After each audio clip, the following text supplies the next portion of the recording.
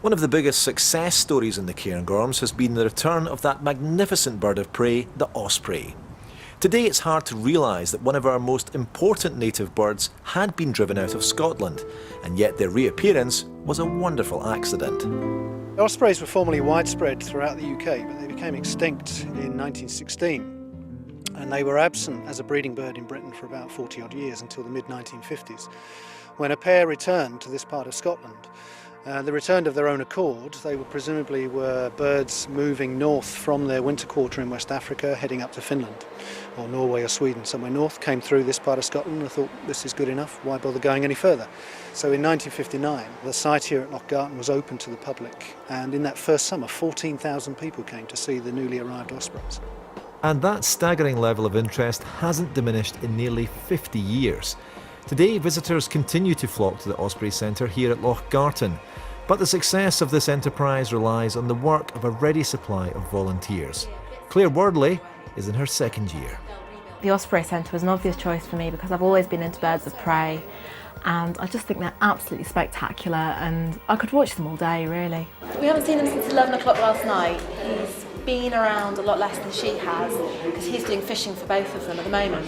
I love talking to the visitors here because every time you talk to someone, even if you're saying the same things, you're saying it to someone new. And some of the people who come here have been coming here for longer than I've been alive, and they know masses about the birds and they're really, really interested. And I hope that everyone goes home with a really enjoyable experience, because I know I do.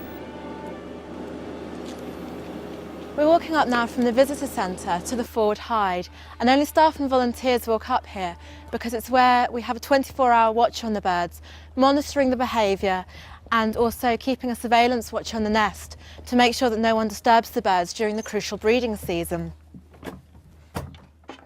So this is the first part of the forward hide, and this is where the volunteers can take a rest when we're doing the 24-hour watch. And usually we'll do sort of about 2 night shifts a week typically, and when we've got eggs and chicks, someone stays awake and watches all night.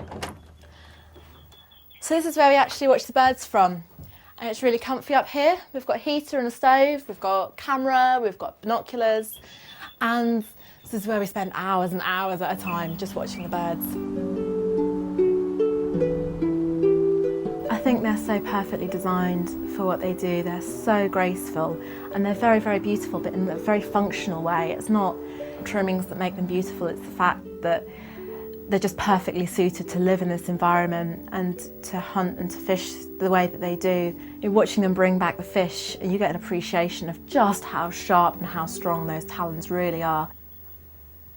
We can see the nest really well with these binoculars, and we've also got CCTV in the nest, so we can get a really good view of what's going on. And we write down everything they do and the times, and we're sort of trying to build up a picture of their lives. And sometimes it'll be really busy and there'll be masses going on, and you'll be busy all shift, and sometimes they'll just sit around and do nothing for hours. Well, the pair we've got with us now, they've been with us now for 5 years, and they're called EJ and Henry. They're both 9 years old. They've had a fairly up and down time with us over the years. They're both good birds. She's both a good female, he's a very good male and providing fish. But we've had a few problems in recent years on account of Henry's inability to get back on time, frankly. He comes back late, and has done for the past few years, to find his lady having taken up with other males. This year we've had a real roller coaster of a season. She arrived on time in early April. As did an old flame of hers, actually, another male. He was on time as well, and Henry was 2 or 3 weeks late. So by the time Henry arrived back, the other male had got his feet under the table with EJ at the nest, and they were on eggs. And Henry wasn't best pleased to discover his lady on somebody else's eggs when he returned. So he booted them out, and we thought at that point that it was game over, really. But they patched up their differences. Henry saw off the young pretender, and they sorted themselves out, and she relayed another clutch, which is nigh on a miracle in itself. The best we could hope for was we might get a successful hatch, which indeed we did, which was a fantastic event, you can imagine. But then sadly the chicks died.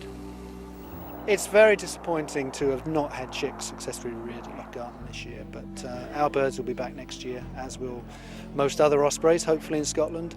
But the bigger picture is ospreys are firmly re-established here now and here to stay.